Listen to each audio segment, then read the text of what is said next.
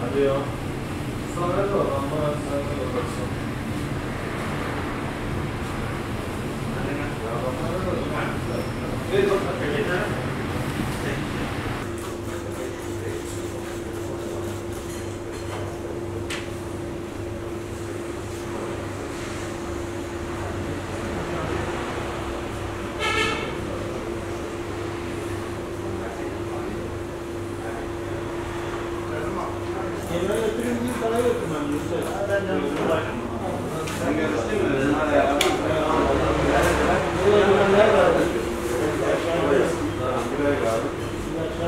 Gaziantep Gastronomi Kenti'nden herkese çok selamlar. Bu süreçte hizmet sektörü olarak çok zor günler altında kaldık. Bir yıl aşkın süredir paket yapmaya çalışıyoruz. Gerekli önlemlerimizi aldık. Paket yaptık ve işletmelerimizi kapattık. En çok darbeyi, en çok zorlu hizmet sektörü çekti. İnşallah temenni ediyoruz ki 1 Haziran'dan sonra açılmasını umuyoruz. Açıldıktan sonra biz misafirlerimizi, müşterilerimizi çok özledik. Onlar da bizi çok özledi. Çünkü Gaziantep halkı yeme içmeyi bir sosyalleşme olarak görüyorduk. İnşallah 1 Haziran'dan sonra açılacağız. Daha güzel günlerde görüşeceğiz. Allah bir daha böyle kapanmalar, vakaların yükseldiği bir günleri bizlere göstermesin. Hazırlıklarımızı yaptık. Bütün önlemlerimizi aldık. İşletmelerimizi, yenilenmesi gereken yerleri yeniledik. Misafirlerimizi bekliyoruz. Gaziantep'te biz beyran, kebap üzerine çalışan bir işletmeyiz. Sıcak sıcak yenmesi gerek, masada yenmesi gerek yemekleri. Paket gönderdiğimizde çok memnun edemediğimizi gördük. İnşallah burada oturtup memnun edeceğiz. Yani çalışma kapasitemiz %10'lara, %15'lere yeri geldi, düştü. Sokağa çıkma yasaklarında. Paket olarak da zaten %50 olarak devam etti. İnşallah %100 kapasiteye kavuşup hayatımıza devam edeceğiz. Geçen sene Mart ayında ülkemize giren virüs sayesinde geçen sene zaten Mart'tan Haziran'a kadar 70 gün kapalı kaldık. Daha sonra normalleşmeye döndük yaz ayı içerisinde. Virüs sıcaklardan dolayı fazla etkili olmadığı için Haziran ayından Kasım ayına kadar tekrar yarı kapasiteyle, tam kapasiteyle de çalışmadık. Tabii bu 70 günlük süre içerisinde işçilerimiz boşa düştü. Diğer kafe, restoran bölümündeki işçiler boşa düştü.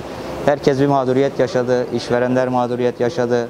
Kiralar, vergiler hepsi bir üst üste bindi tabii ki. Bunu tabii Haziran ve Kasım ayları içerisinde telafi etmeye çalıştık ama yarı kapasite çalışınca tabii telafi edemedik. Daha sonra Kasım ayında havaların soğumasıyla birlikte işte bu normalleşmeden kaynaklanan virüs artışlarından dolayı tekrar bir kapanmaya gittik. Bunu da şehrimizdeki insanları mağdur etmemek adına paket servisine dönerek çalışmaya başladık. Tabii paket servisine dönünce zorluklar yaşadık.